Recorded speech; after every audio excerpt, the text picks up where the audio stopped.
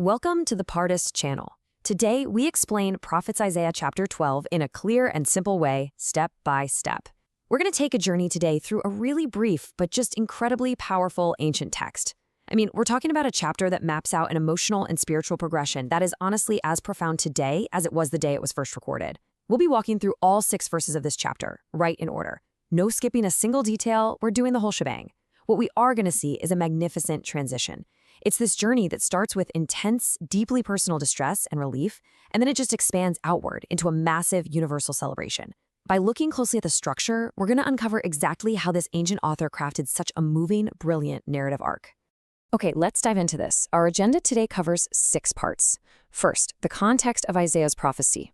Second, the shift from anger to comfort. Third, God is salvation. Fourth, drawing from the wells. Fifth, proclaiming to the nations. And finally, the Holy One of Israel. Section 1. Context of Isaiah's prophecy.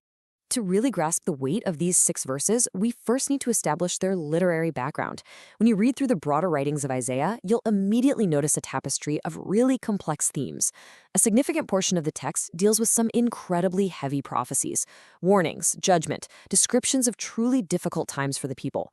But here is the thing, and this is absolutely vital to understand.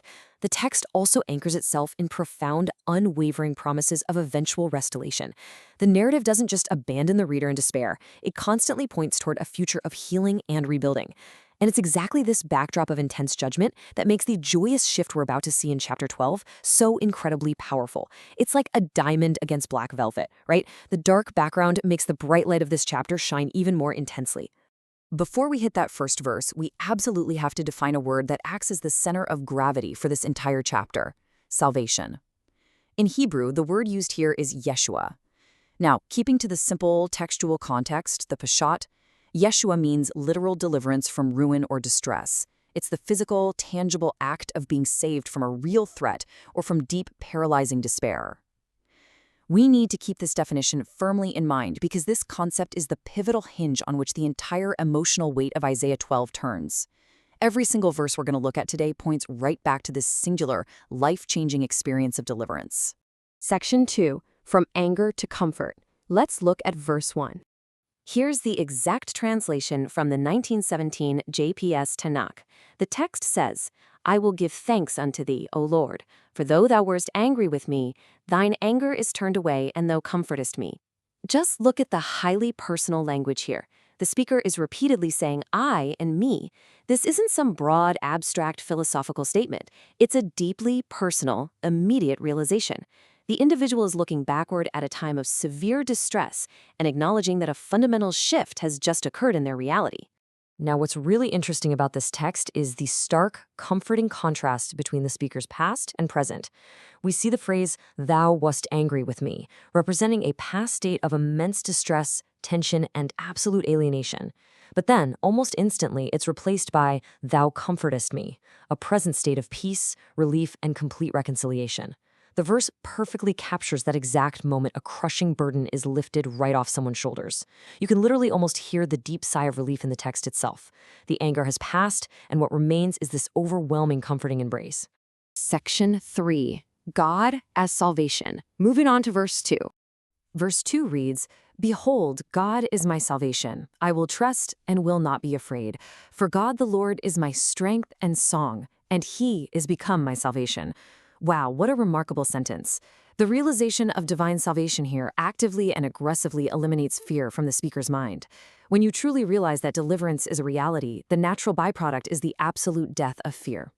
The speaker is declaring that they no longer have to rely on their own fragile abilities because their security is now rooted in something infinitely greater.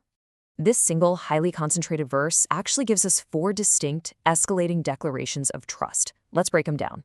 First, God is salvation, meaning God is the direct source of the rescue. Second, trust replaces fear. Because of that rescue, all anxiety is totally banished. Third, God is strength, providing the sheer resilience needed to face the day. And finally, and I think this is the most poetic of all, God is song. A song represents joy, celebration, and internal harmony. The speaker isn't just surviving anymore, they are thriving to the point of actually making music. Deliverance has literally put a song in their mouth. Section 4. Drawing from the wells. Let's jump into verse 3. Therefore, with joy shall ye draw water out of the wells of salvation. And this brilliantly illustrates how the concept of survival turns into pure, unadulterated joy. Did you catch the shift in pronouns too? We've moved from the I of verses 1 and 2 to ye, the plural you. The individual isolated experience is already beginning to spread outward to others.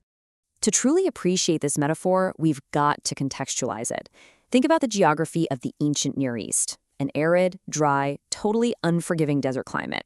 Water wasn't just some daily convenience, it was the ultimate vital lifeline. Without it, you perish, and quickly. A well represents a deep, continuous, and reliable source of life that has been laboriously dug out of the earth.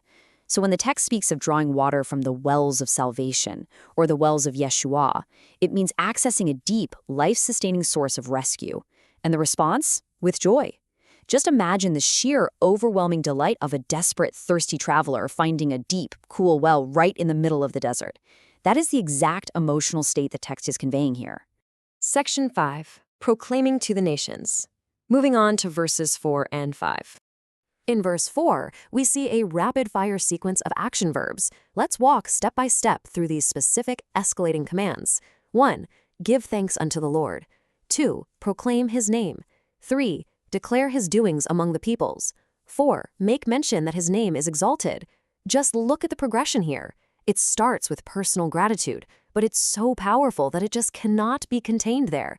It demands to be spoken aloud, then declared to neighbors, and finally broadcasted to the peoples, meaning multiple groups, whole nations. Personal salvation has officially evolved into a public declaration of facts. Verse 5 really drives this point home perfectly. Sing unto the Lord, for he hath done gloriously. This is made known in all the earth. The instruction here is to sing. Why? Because the glorious acts of deliverance are no longer a local secret. They aren't just for one person or even one town anymore. The text explicitly states that this is to be made known in all the earth. The narrative has literally zoomed out from the microscopic view of one single person's comforted heart back in verse 1, all the way to the macroscopic view of the entire globe in verse 5. Section 6, the Holy One of Israel. Let's look at the final verse, verse 6. This final verse reads, Cry aloud and shout, thou inhabitant of Zion, for great is the Holy One of Israel in the midst of thee. So the crucial point here is the sheer volume and energy demanded. Cry aloud and shout. This is an ultimate command for the entire community to just erupt in joy. Now Zion refers simply to Jerusalem and its people. And the reason for this massive collective shout? Because the Holy One of Israel isn't some distant, abstract concept far away in the heavens. No, he is in the midst of thee, right there, present, central, and actively involved in the lives of the community.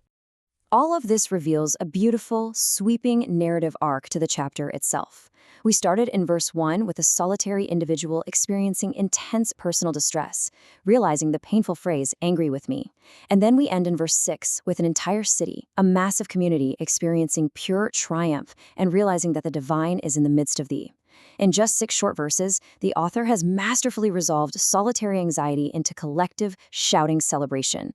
It's honestly just a brilliant piece of literary and spiritual architecture. This brings us to a final thought for you to consider. How does this ancient progression from deeply personal comfort all the way to outward communal gratitude apply to the human experience today? The practical life lesson here is profound, isn't it?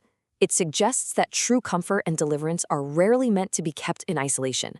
When we experience deep relief, when we find our own wells of salvation in life, the natural, healthy progression is to move from fear to joy and finally to sharing that immense hope with the world around us. Thank you for learning with us. If this helped you understand the chapter better, like, subscribe, and join us for the next chapter.